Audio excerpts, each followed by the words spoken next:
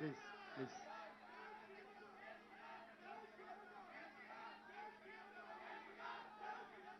Please please Nagesh please.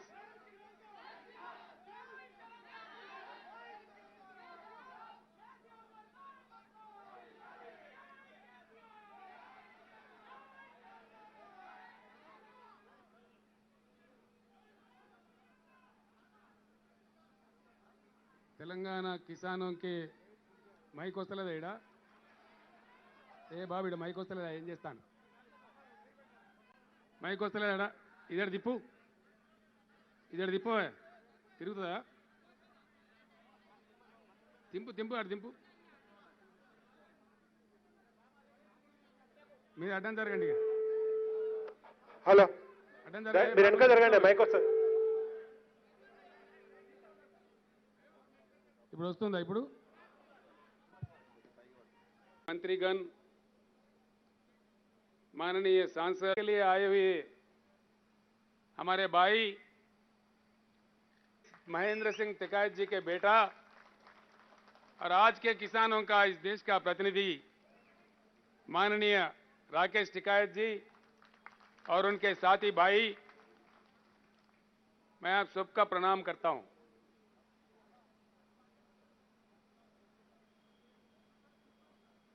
आज इतने दूर करीब 2000 किलोमीटर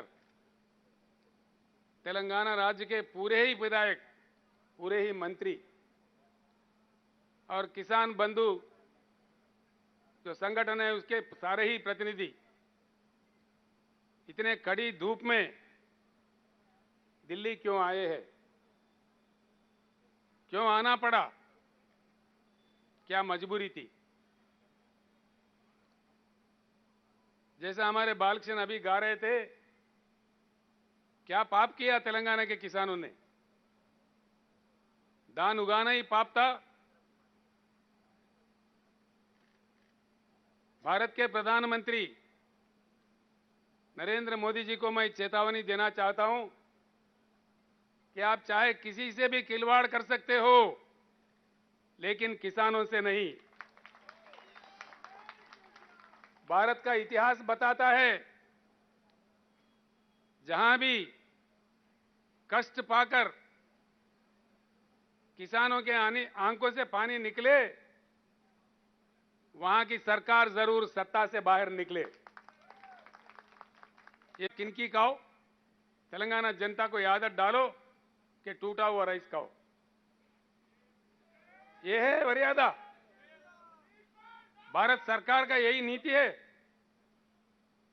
जो भी एक न्यायिक मांग लेके आए, धर्म का मांग लेके आए, उसके साथ ये व्यवहार हो, ऐसा हो? वो मंत्री पीयूष गोयल नहीं है, पीयूष गोलमाल है। वो समझता क्या है मुझे समझ में नहीं आता, उल्टा सुल्टा बोलने लगता है। देश के कोने कोने के बारे में उनको क्या नॉलेज है, क्या बात मालूम है, हमें समझ में नहीं आता। हमारा तेलंगाना राज्य का एक अलग किस्सा है। हम अपने अलग राज्य थे, जबरदस्ती जबकि दिल्ली सरकार ने हमको आंध्र प्रदेश में मिला दिया। आंध्र प्रदेश में मिलने के बाद कई दुख हमें झेलने पड़े। जो प्रोजेक्ट हमारे लिए बनने थे वो बंद कर दिए गए, जो हमारे लिए शुरू किए गए थे कई दशकों तक उसको पेंडिंग रखा गया। किसान को ना नहर से बांध से पानी मिला, मजबूरन जमीन का पानी को ढूंढना पड़ा। आप हैरत करेंगे राकेश टिकायत जी, शायद ही तेलंगाना के मुकाबले में सारे देश में कहीं भी इतने बोरवेल नहीं होंगे। तेलंगाना राज्य में ही सिर्फ तेलंगाना राज्य में आज 30 लाख बोरवेल चलते हैं, 30 लाख। वहां के किसानों ने अपने खून पसीने की कीमत से 50,000 करोड़ के ऊपर खर्च करके इन 30,000 बोरों का खुदवाई की, लाइनों के लिए, करंट लाइन के लिए को नजरअंदाज किया, उसको बर्बाद किया। उसके बाद जमीन में पानी नीचे गया 800 फीट में, 1000 फीट में, 900 फीट में पानी मिलता था। खेत उगाओ, बीच अदर में सूख जाओ, बिजली 5-6 घंटा भी सही नहीं आता।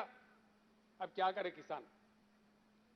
एक जिला है जी महबूबनगर, उस जिले का आबादी है 35 लाख, वहां से 20 लाख लोग पेट हाथ में लिए मजदूरी करने देश के कोने कोने में जाते थे।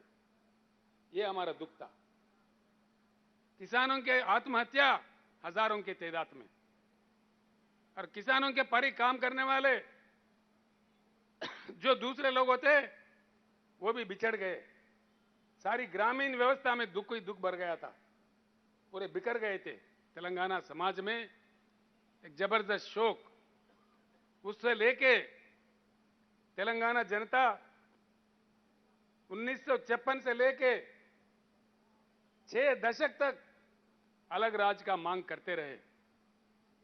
हम अलग राज्य मांगते हुए कई बार कई हमारे युवा शहीद हुए। 1969 के मूवमेंट में हमारे 400 युवा पुलिस गोली के शिकार हुए, मारे गए। कई लोग, लाखों लोग जेल गए। हम कई दुख झेले थे। जब इस बार 201 में ये गुलाबी झंडा उठा, फिर एक बार जय तेलंगाना नारा गूंजा, तो हमने काफी प्रयास करके पूरी देश के राजनीतिक दलों को समझा के मना लिया। काफी मशक्कत के बाद, काफी काम करने के बाद, 14-15 साल के लगातार लड़ाई के बाद टीआरएस पार्टी को वहां सरकार चलाने का आदेश दिया। हम जब से चला रहे, सर्वोच्च प्राथमिकता हमारा खेती किसानी पे था। हम सारे जलाशय जो काफी कोशिशों से कई हजारों करोड़ खर्च करके हिंदुस्तान का इकलौता राज्य, एक ही राज्य है आज हिंदुस्तान में 24 घंटा हर किसी को क्वालिटी पावर देता है। आज हम देखते हैं सारा देश में जंग, प्रधानमंत्री के खुद के गुजरात राज्य में भी किसान उमड़ पड़े हैं रोडों पे करंट का मांग करते हुए। सारे हिंदुस्तान परेशान है। लेकिन मैं फख्र से कह सकता हूं, एक ही तेलंगाना राज्य है जहां हर किसी को 24 घंटा उत्तम दर्जे का पावर दिया जाता है। और खास तौर पर आपने अपने भाषण में जो कहा, किसानों के लिए 24 घंटा मुफ्त करंट देने वाला एक ही एक राज्य है हिंदुस्तान में, तेलंगाना राज्य। हमारे तालाबें भर गई, बिजली सही हुई, 30 लाख बोर काम करने लगे, हमारे पैदावारी लाजमी है बढ़ेगी। और पीयूष गोलमाल कहते हैं, भाई क्या चमत्कार किया तेलंगाना ने। हां किया जी, चमत्कार ही किया। अगर आप नहीं समझेंगे हम क्या करेंगे? जब हमारे पार्लियामेंट के नेता माननीय केशवराव जी राज्यसभा में सवाल उठाए, वो तो उनको ना समझ करार दे रहे थे। मैं पूछ रहा हूं पीयूष गोयल जी, ना समझ कौन है? हमारे केशवराव जी है, ये आप खुद में ना समझ है। कौन ना समझ है? ऐसे बातें, इतने अहंकार कहां से आए आपको? क्यों ऐसी बातें करते हैं? हां चमत्कार हुआ जी। मैं कहता हूं एक मुख्यमंत्री होने के नाते 2014 और 2022 का तुलना करके देखे, तेलंगाना में सिंचाई, तेलंगाना के कृषि क्षेत्र में 1 करोड़ की बढ़ोतरी आई, 1 करोड़ एकड़ की बढ़ोतरी आई। देश के प्रधानमंत्री सच्चे, अच्छे, ईमानदार, प्रजा प्रेमी प्रधानमंत्री होते, ये तेलंगाना किसानों ने जो काम किया है, ये सराहनीय काम है, प्रशंसनीय काम है। प्रधानमंत्री जी का कर्तव्य ये बनता है कि इसको सराहना चाहिए। उल्टा आप हमारे अपमान कर रहे, हमको दोषी ठहरा रहे। धान उगाना ही दोष है? इस देश को अन्न देना ही देश है, दोष है? क्या बात देश है? जैसा अभी हमारे भाई राकेश टिकायत जी कह रहे थे, देश में किसानों के एक महासंग्राम शुरू होगा। मैं उनका वचनों का स्वागत करता हूं। पूरी तेलंगाना के जनता और किसान डटकर आपके साथ खड़े हो जाएंगे। टिकायत जी, जो महासंग्राम शुरू होने हैं, मैं आप लोगों का तारीफ करता हूं, आप लोगों को शुभकामनाएं देता हूं। केंद्र सरकार कितना आपको अपमानित किया, हम देखते रहे, आश्चर्य व्यक्त करते रहे। आपको केंद्र सरकार ने खालिस्तानी कहा, उग्रवादी कहा, पता नहीं क्या क्या कहा, कितने मुश्किल खड़ा कर दिए, कितने पुलिस तैनात किए, लेकिन अटल तरीके से आप लोगों ने देश के किसानों के प्रति उनके मांगों को लेकर के 13 महीने लगातार जिस प्रकार का आंदोलन किया, शायद पूरी दुनिया भर में कहीं नहीं हुआ, किसी देश में नहीं हुआ। आपने ये हालत कर दी भारत सरकार का कि प्रधानमंत्री को खुद आके आपसे माफी मांगनी पड़ी, देश के किसानों से माफी मांगनी पड़ी। हमारे प्रधानमंत्री तो माफी के सौदागर है, जब कभी चुनाव आता है वो माफी मांग लेते हैं। कुछ समय पहले कुछ अन्य लोगों से भी वो माफी मांगे थे, हो सकता है बाद में भी फिर माफी मांगेंगे, यही लगता है। मैं सीधी बात कहना चाहता हूं, तेलंगाना चाहता है, तेलंगाना अनुरोध करता है, डिमांड करता है, इस देश के किसान भिखारी नहीं है, भीख नहीं मांग रहे हैं। इस देश के किसान मांग रहे हैं, अपना हक मांग रहे हैं। फिर एक बार मैं प्रधानमंत्री से कहता हूं, आप एक नई एग्रीकल्चर पॉलिसी का रचना कीजिए, हम भी उसमें योगदान देंगे। आप अगर नहीं करेंगे, ये बात आपकी बस की नहीं है, आगे चल के आपको हटा देके जो नई सरकार आएगा उसके तहत नई एग्रीकल्चर पॉलिसी, जो integrated agriculture policy of India होगा, उसको हम लागू करेंगे।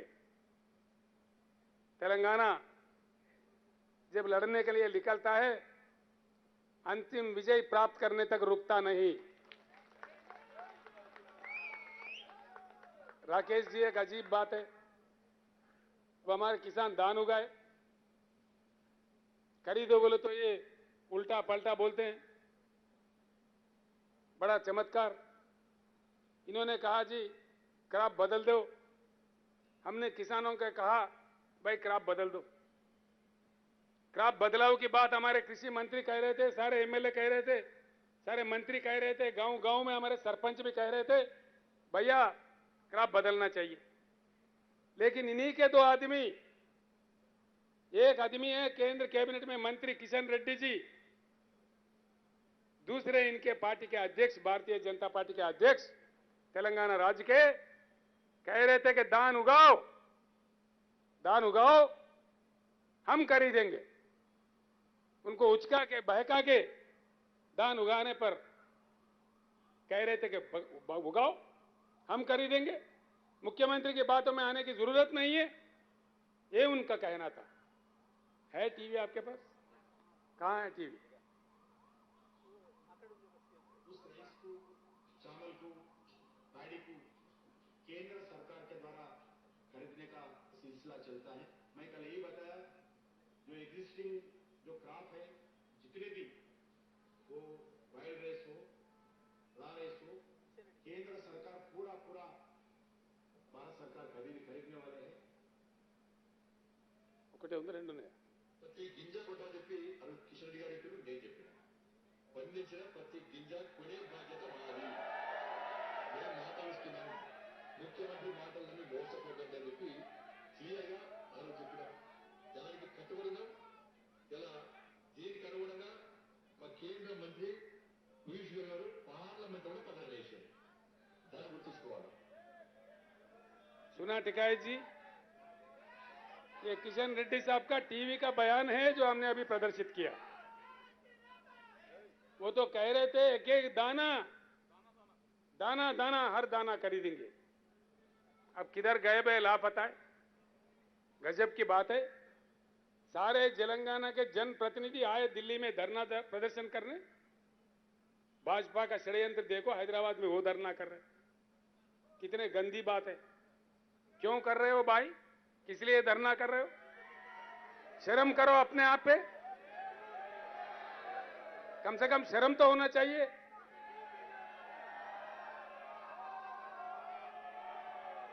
इतना बेशर्म भाजपा, इतना बेशर्म। क्यों धरना कर रहा है बीजेपी? किस वास्ते धरना कर रहा है?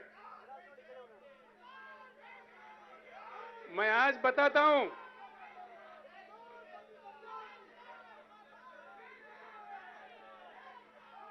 हम इतना कमजोर नहीं है।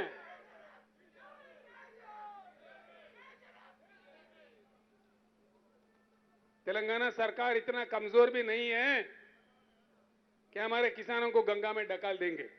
नहीं, ऐसा नहीं होगा। हमारे जान जाने पर भी ऐसा नहीं होने देंगे।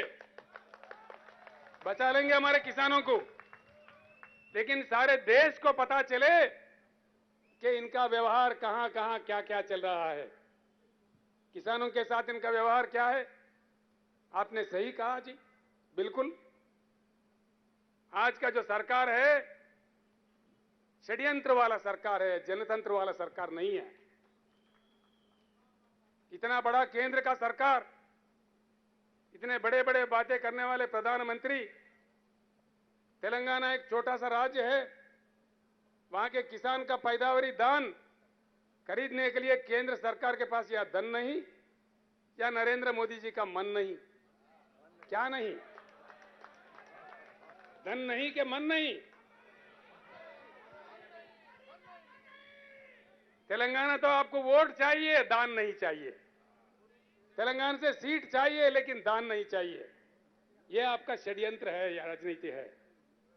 जब आवाज उठा के मांग करे तो उल्टा आपके भाजपा को हैदराबाद में धरना पे बैठाए। शर्म करना चाहिए, शर्म होनी चाहिए। ये षड्यंत्र देश में आगे से नहीं चलेगा। हम जाएंगे जी, आज या कल निकल जाएंगे। इस समस्या का समाधान ढूंढेंगे, इसको निपटाएंगे और बाज़ाब्ता आके बाकी दिल्ली में बैठ जाएंगे। इस सरकार का क्या क्या नीति है, आप जैसे कह रहे थे, सारे राजनेताओं को इकट्ठा करेंगे, जोड़ेंगे।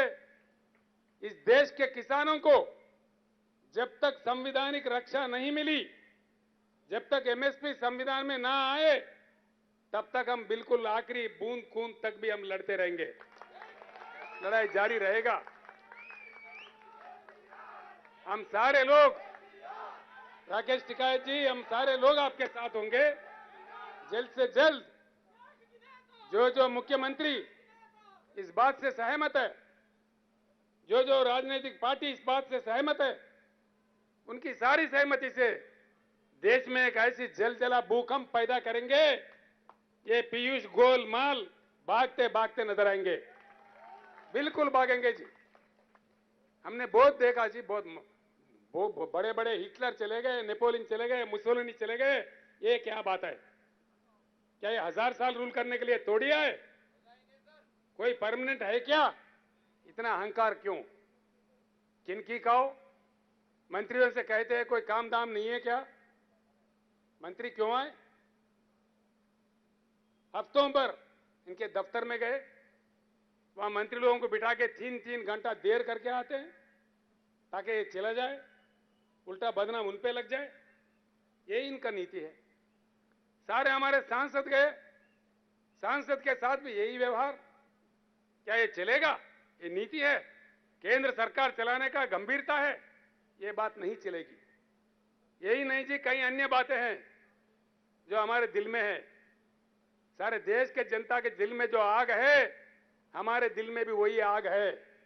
ये आग फैल जाएगी। ये आग आपको खत्म करने तक नहीं छोड़ेगी। जो आप कर रहे हैं, इस सरकार का सीधी नीति है। मैं इस सारे हिंदुस्तान के किसानों भाइयों से भी कहता हूं, सरकार का नीति साफ है। ये पूरा किसान खेती कारपोरेटरों के वश करना चाहता है। कारपोरेटरों को देके किसान जमीन छोड़ दे और अपने ही जमान में किसान नौकरी बन के काम करे, नौकर बन के काम करे। ये इनका नीति है। ये कहते हैं मीटर लगा दो। अभी आपने डिमांड किया किसानों को मुफ्त में मिलना चाहिए। उत्तर प्रदेश में ये हाल हो रहा है जी। सरकार चुना, मोदी साहब ने बड़ी अच्छा तोहफा दिया। वहां पे तोहफा इतना है कि एक के जगह अगर 2 पशु खरीदेंगे वो कमर्शियल हो जाएंगे। मीटर लगाओ, खून चूसो। यह है तरीका देश चलाने का। किसानों के साथ खिलवाड़ करने का ये नहीं चलेंगे। इसके अलावा भी जो भी इनके खिलाफ बोलते हैं उसका अपमान करना, उसका विरोध करना। जो विपक्षी नेता, विपक्षी दल होते हैं उनके पीछे सीबीआई लगाओ, ईडी लगाओ, इनकम टैक्स लगाओ। इनके पार्टी के अंदर सारे सत्य हरिश्चंद्र है। देखिए इनके पार्टी के अंदर सारे के सारे सच्चा हरिश्चंद्र है या उनके भाई है। एक भी नेता खराब नहीं है जी। भाजपा के एक नेता के ऊपर भी ना ईडी जाता, ना सीबीआई जाता, ना खुद जाता। जहां भी कोई प्रश्न उठाते हैं, देखो ये लोग कहने लग जाते हैं जी। हर राज्य में इनका एक तमाशा बना हुआ है। चंद ही दिनों में मुख्यमंत्री को हम जेल भेजेंगे। हमने कहा आओ, दम है तो आओ। किसको कौन जेल भेजेगा? आ जाओ, दम है तो आ जाओ। हर किसी को इनके छोटे मोटे कुत्ते राज्यों में भौंकने लगते हैं, मुख्यमंत्री को जेल भेजेंगे। हर राज्य में हर किसी के साथ। मैं साफ कहता हूं, देश आपको समझ चुका है। आपका जनतंत्र का राज्य नहीं है, आप लोग षड्यंत्र का राज चला रहे हैं। धीरे धीरे पूरा देश समझ गया है। अब देश चुप बैठने वाला नहीं है। तेलंगाना में हमने काफी कुछ कर लिया। भारत देश के लिए अभी काम करना है। हम निकल पड़े हैं। हम इतना बाद में लास्ट में बोलो ना भाई। इधर हम बोल रहे हैं, उधर आप बोल रहे हैं, तो क्या चीज समझ। अरे अरे बैठ जाओ।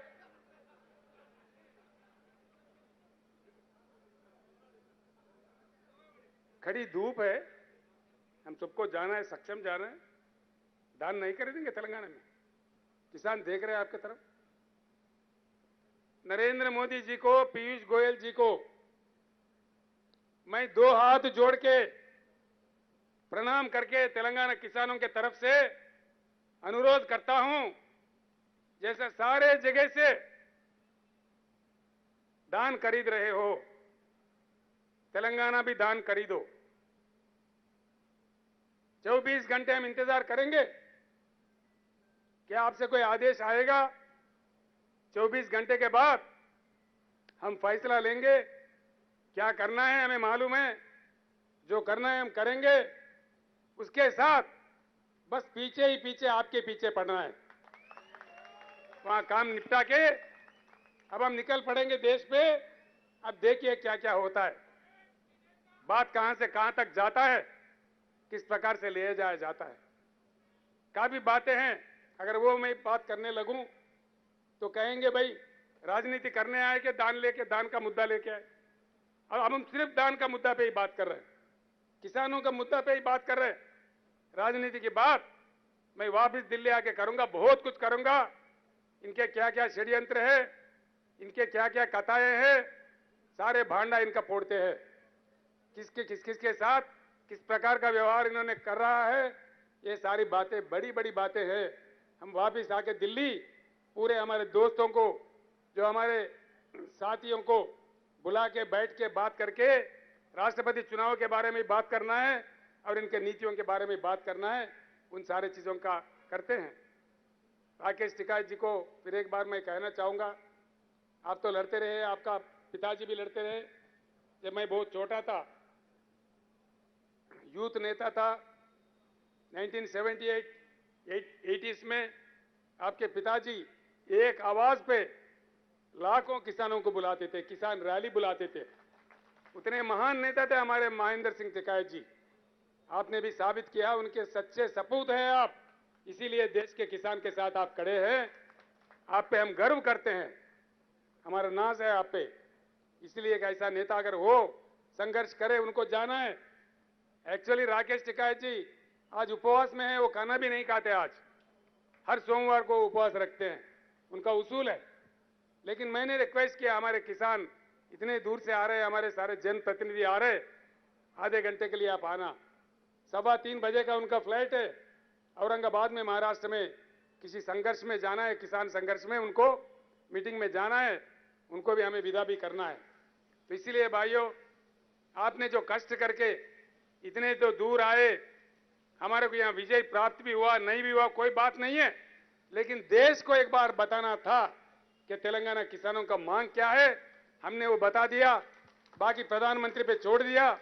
प्रधानमंत्री का आदेश मिले धान खरीदने का, ठीक है, नहीं भी मिले तभी ठीक है। हम इतने गरीब नहीं हैं, अपने आप में समस्या समाधान हम ढूंढेंगे। कल परसों में इसका फैसला ले लेंगे, फिर इसके बाद अब इनके पीछे पड़ेंगे। सारे देश के किसानों के भलाई के लिए हम आगे लड़ते रहेंगे। जय तेलंगाना, जय हिंद।